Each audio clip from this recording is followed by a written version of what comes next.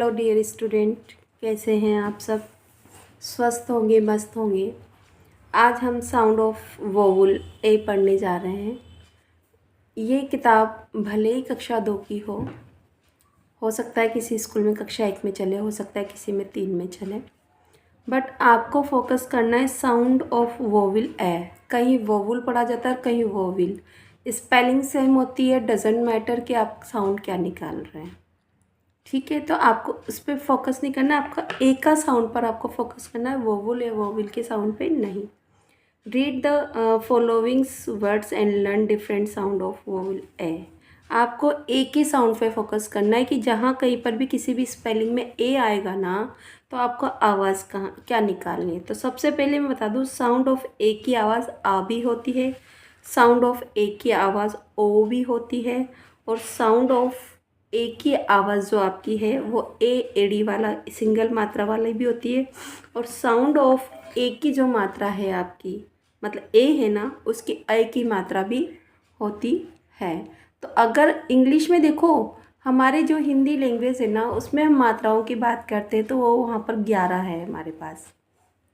अ आ ई स्वर 11 होते हैं ना बेटा। और इंग्लिश की अगर हम बात करते हैं तो स्वर यानी कि वोवेल हमारे 5 ही होते हैं, ए ई आई ओ यू। क्या क्या होते हैं बेटे? देखो मैं यहाँ पर आपको बुक में बता देती हूँ, ए ई आई ओ यू।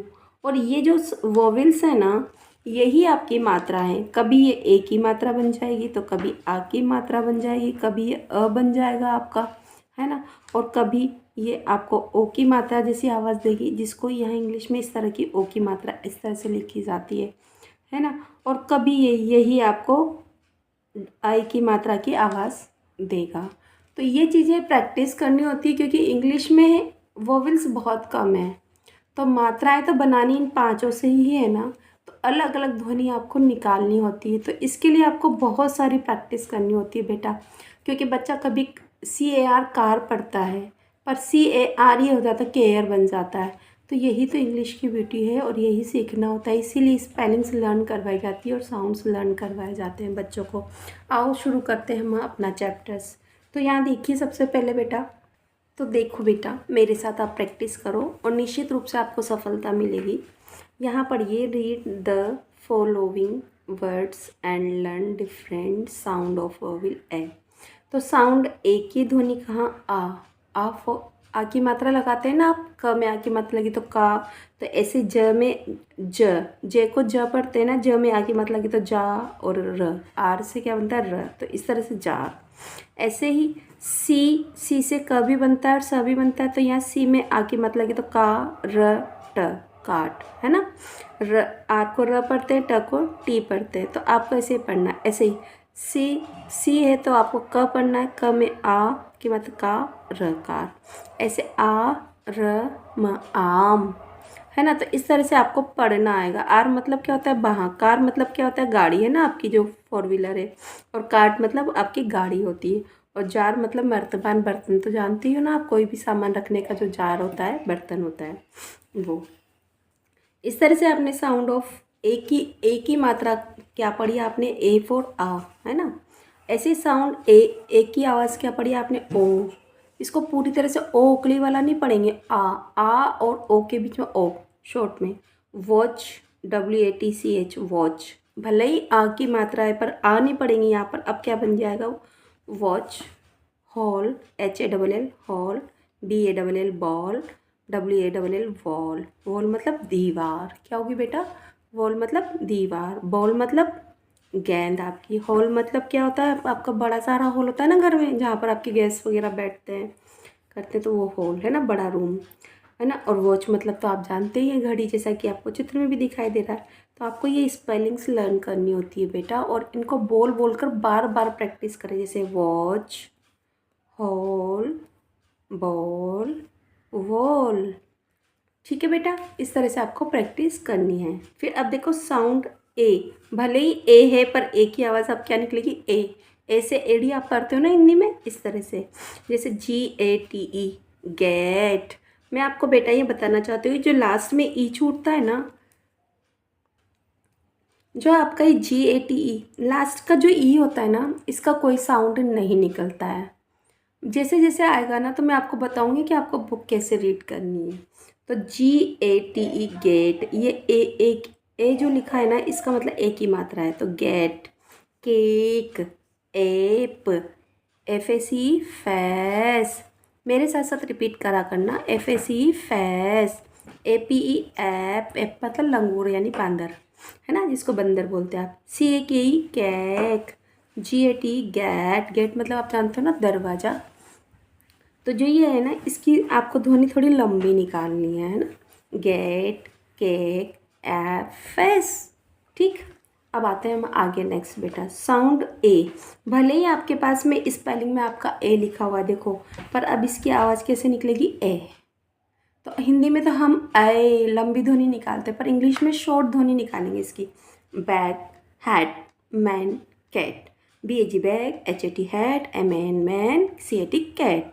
इस तरह से पहले वाले जो साउंड में लिखा था, फेस, एप, केक, गेट, इस तरह की लंबी ध्वनि नहीं निकालनी। भले ही यह मात्रा डबल है, हिंदी और इंग्लिश में यही तो अंतर है बेटा, कि इंग्लिश में जो बड़ा है ना, जो आपको हिंदी में जो बड़ा दिखता है वो इंग्लिश में आपको छोटा है। यहाँ इस साउंड की बात कर रही हूँ मैं आपको, है ना। BAG bag, HAT hat, MAN man, CAT cat. इस तरह से आपको बोलने की प्रैक्टिस करनी और स्पेलिंग्स लर्न करनी। आइए देखते हैं इसी से संबंधित एक्सरसाइज, किस तरह से आपके पेपर में क्वेश्चंस बन सकते हैं और किस तरह से आपको बुक एक्सरसाइज दी हुई है। तो देखो यहाँ पर PRO pro, NOUN noun, CE सर, प्रोनाउंस। द फॉलोइंग, मेरे साथ FOO LO LLO लो, WING wing, WRDS word, CORRECT correct, और LY ली करेक्टली। तो इस तरह से आपको पढ़ने की प्रैक्टिस करना है। अब आपको ये प्रोनाउंस करना है, इसको कैसे करेंगे, बोल, इसको जार, इसको हैट, है ना, hat, man, cap, cake, car, आम, वॉल, कैट, रेड, हॉल, बार, फेस। तो आपको इस तरह से लिखना है।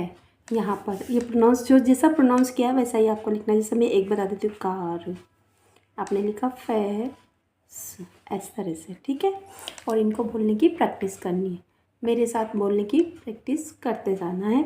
और HALL हॉल, BAR बार, FAC फेस, इस तरह से आपको रटना है।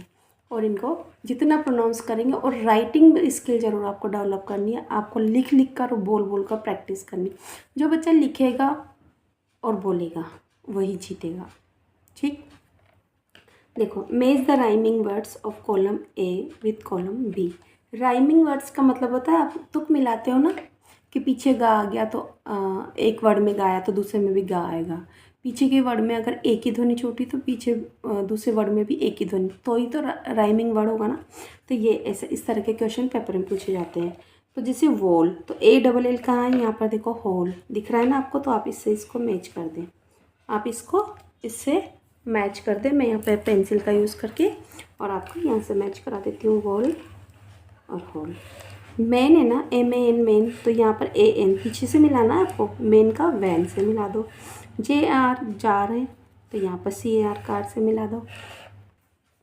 अब देखो बेटा, GATE गेट, मैंने आपको बताया था ना गेट, नीचे पीछे वाले ई की आवाज़ नहीं निकालनी आपको, जैसे नहीं कि गेटी ई है तो ई की मात्रा लगा दे, जैसे नहीं गेट, पीछे वाले वर्ड की ई नहीं। तो ATE का ये रहा, DATE गेट, गेट और डैट, है ना। BAG बैग, तो AG देखो यहाँ बैग से टैग मिल गया ना, बैग टैग। ऐसे आम, तो ARM का ये रहा आम, तो आर्म और वार्म, क्या मिल गया आपका, आर्म और वार्म। देखो, वॉल मतलब दीवार, है ना। मेन मतलब आदमी, जार मतलब बर्तन होता है ना जिसमें डिब्बे, जिसमें सामान भरते। गेट मतलब दरवाज़ा, बैग मतलब थैला, आर्म मतलब बाँह होती है। डेट मतलब दिनांक होती है। कार मतलब तो कार जानते हो, वैन मीन्स भी गाड़ी आप जानते हो। और टैग तो आप जानते हो ना, टैग लगाते हैं ना अपन किसी भी चीज़ पे, वो स्टिकर लगाना जिसको बोलते हैं वो। वार्म मतलब गर्म, और हॉल मतलब बड़ा कमरा। अब आगे देखते हैं बेटा, देखो क्वेश्चंस यहाँ पर किस तरह के क्वेश्चंस आपके बन सकते हैं और बनते हैं। Look at the picture and complete their names. आपको ऐसे पिक्चर दे दी जाएगी और उसको देख के आपको बताना है।